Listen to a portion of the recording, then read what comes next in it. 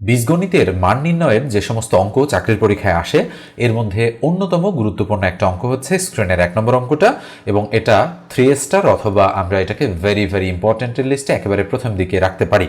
এই অঙ্ক আসলে অনেকেই পরীক্ষার হলে আপনারা ঠিকঠাকভাবে উত্তর করতে পারেন না। তো দেখেন কেন পারেন না, তার কারণ হচ্ছে এখানে দেওয়া রয়েছে 3x - 1/2x = 6, কিন্তু মান বের করতে বলেছে 2x - 1/3x এর, অর্থাৎ এখানে আছে 3x, এখানে দেওয়া আছে 2x, আবার এখানে আছে 2x, এখানে দেওয়া আছে 3x। এই যে প্রবলেমটা, এই প্রবলেমের কারণে আপনারা এই অঙ্কটা করতেই চান না। তো আমরা করব কি, আমরা শুরুতে দেওয়া আছে লিখব যে দেওয়া আছে 3x - 1/2x = কত, 6। আমাদের কিন্তু মাথায় টার্গেট থাকবে যে 2x - 1/3x এটার ভ্যালু বের করা।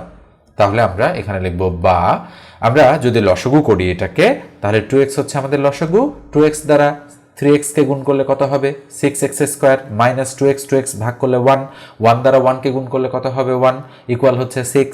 এখন আর গুণ বা বজ্রগুণ যদি আমরা করি, এর নিচে 1 আছে, 1 দ্বারা এটাকে গুণ আর 2x দ্বারা 6 কে গুণ, তো 1 দ্বারা এটাকে গুণ করলে যা আছে তাই হবে 6x² মাইনাস হচ্ছে 1 ইকুয়াল 6 দ্বারা এটাকে গুণ করলে কত হবে 6 × 2 = 12x।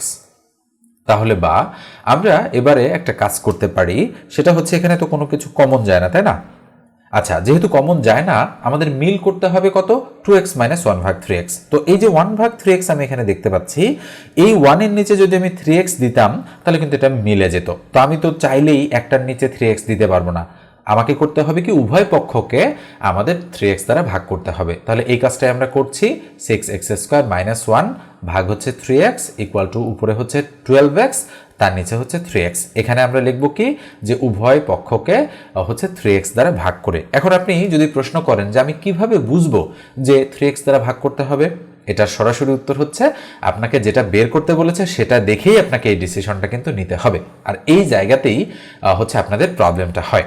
তাহলে বা 6x² এর নিচেও আমরা এবারে 3x কে বসাই দিলাম, -1 এর নিচেও আমরা 3x কে বসাই দিলাম ইকুয়াল এখানে x ক্রস 3 দ্বারা 12 কে কাটলে কত হবে 4, তাহলে 4 পেয়ে গেলাম আমরা এখানে।